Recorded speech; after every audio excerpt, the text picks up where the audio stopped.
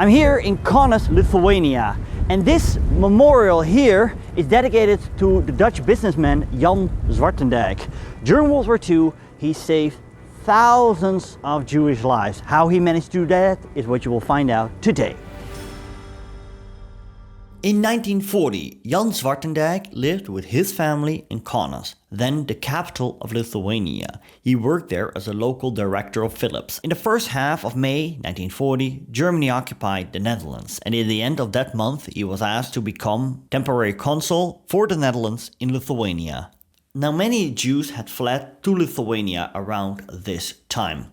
Do notice that Poland had been carved up by both the Nazis and the Soviets the previous year, and many believed that Lithuania was a safe haven for now. But it seemed like the Soviets would soon occupy the country, and would the Jews be safe then? And what if war would break out between the Nazis and the Soviets?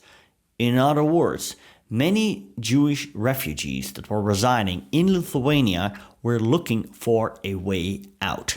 And Jan Zwartendijk could provide this way out. See, Zwartendijk had recently become consul. The reason was that the previous consul was removed because of his alleged pro-Nazi sympathies. An ambassador for Baltic states, De Decker, he was based in Riga, Latvia. He was asked to find a new consul and eventually asked Zwartendijk. Zwartendijk was in Kaunas and had been working as a director of the Lithuanian Philips branch late 1937. Zwartendijk agreed to become acting consul. So on the 14th of June 1940, the Philips branch also became the Dutch consul in Lithuania. Shortly after, the Soviet Union annexed Lithuania, and at that point many Jews began knocking on the door of Zwartendijk, looking for a way out. Isaac Lewin and his wife, both Polish Jews, knocked on the door. Lewin and his wife were afraid of the advancing Soviets, and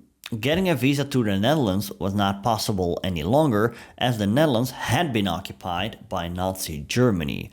But what about overseas Dutch territory, for example Curaçao in the West Indies, so to say, in the Caribbean? Wouldn't that be an option? Jan Zwartendijk wanted to help and asked his superior, Leendert De Decker, envoy to Riga, for advice. The latter suggested making a note in the passport to travel to Curaçao did not require a visa. From the July 9th to August 17th, Zwartendijk issued at least 2,345 of these Curaçao visas to Jewish refugees. In doing so, he offered them a way out of Europe and with it future persecution. Not the Angel of Curaçao, he was called in 1963 and thereafter, but the Angel of Lithuania, because through his actions and those of his Japanese colleague Sugihara in that chaotic summer of 1940 in the capital city of Kaunas, partly through Zwartendijk's actions, many Jewish lives in Lithuania could be saved. No visa was needed for Curaçao, but permission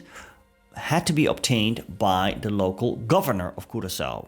The Lewin couple then asked whether it was possible to obtain a visa that omitted the last permission. The passport would then only state a visa for Curaçao is not necessary. In such a case, there was a final destination and customs have the duty to let the visa holder through. Zwartendijk was given permission by De Decker to go his way. In the beginning of the issuance of actual fake visas, these visas were, by the way, simultaneously valid for other Dutch territories, for example, Suriname. Zwartendijk, he passed away in 1976, and his son, Rob Zwartendijk, many years later, told the story.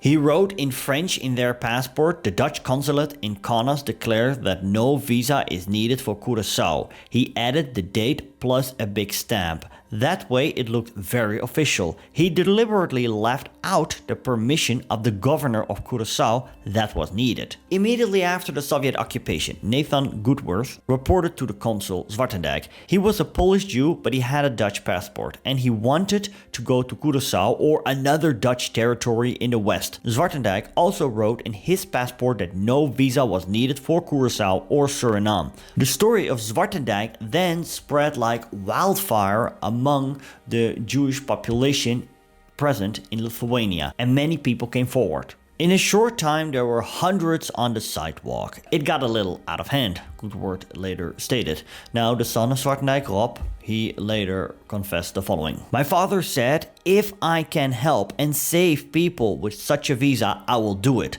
Between July 24th and August 3rd, 1940, my father issued 2,345 visas. It was crowded in front of the narrow steps of his office. From morning to night, he was busy, almost non-stop, because the Russians would close the consulate on the 3rd of August, the day Lithuania would be officially incorporated. Now, what you probably wonder is this. Okay, so you're in Lithuania here, and you want to travel to Curaçao, which is here. How the hell do you get there? Well, the answer was through the Soviet Union. Yeah, it was a long route. That was the route the Jews had to take. For such transit visas, the USSR not only required a visa with the final destination, but also wanted a transit visa from the subsequent country on the route. For example, from Japan. And with that, the USSR was certain that these Jews would soon leave the country again, whether their final destination was Curaçao or Suriname. Nathan Goodworth then knocked on the door of the Japanese consul Sugihara in Kaunas. He too saw the dilemma, like Zwartendijk, and decided to help the Jewish refugees. And so the Japanese consul, without the knowledge of his superiors in Tokyo, also began issuing Japanese transit visas for Jews who wanted to travel from Lithuania via Russia and Japan to Curaçao. Remarkably, the two consuls, Sugihara and Zwartendijk, never met, although their offices were 200 meters apart. However, they did have telephone contact. Unplanned, they worked together, saving thousands of lives. Please don't work so fast, I can't keep up, Sugihara is said to have said to Zwartendijk on the phone on August 1st. Because in the meantime, Zwartendijk had already issued nearly 2,000 visas. But Sugihara, working with a brush in Japanese clean writing where Zwartendijk now had a makeshift stamp at his disposal, had only about 700 left. Still in total, over 2,000 visas would eventually be issued with a Japanese transit visa as well. Thanks to the Dutch Curaçao visa and the Japanese transit visa, many Jews were able to leave Lithuania. How and why the Soviets actually allowed the Jews to escape, well, it remains somewhat of a mystery. Most likely it was decided at the top. And it is very likely that Lavrenti Beria, yes, this ruthless man that was responsible for the death of countless of people, most likely it was him who gave the permission. Why did he exactly do that? We shall perhaps never know. It most likely was a case of pragmatism. So what happened to the thousands of Jews that were able to leave Lithuania? Did they finally make it to Curaçao? Well, actually, a very few did. But they did get away. There are Jewish visa holders who remained in Japan, especially in the city of Kobe. Some of this group traveled from Japan to the Jewish quarter in the Chinese city of Shanghai. No visa was required for that. Others left for the United States by ferry, and some went to the Dutch East Indies. These people would then be imprisoned by the Japanese forces after they had taken over the Indonesian archipelago. Many of them, after World War II was over, went to the new state of Israel. And also many ended up in Canada. Zwartendijk himself had to leave Lithuania in September 1940. Back in the Netherlands, he kept the Curaçao visas secret during the occupation.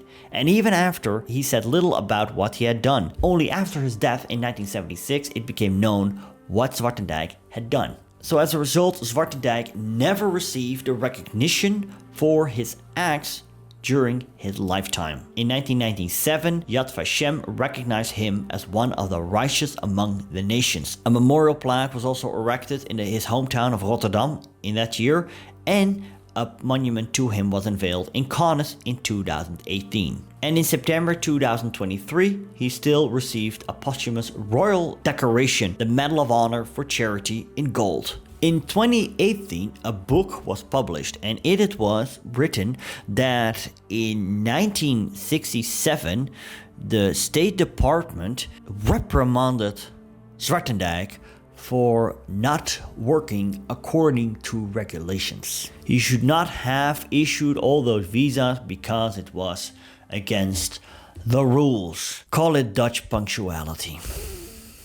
But this did leave a bitter aftertaste. But in 2018, the Dutch ministry officially apologized to the Zwartendijk family. A noble man Zwartendijk was. What is very tragic is that most Dutch Jews were deported during World War II. I made an elaborate video on just that. Click here. And do you want to know what happened in Curaçao during World War II? I made a video about the Dutch Antilles. You can find it right here. What happened there in World War II. Thank you so much for watching. See you later.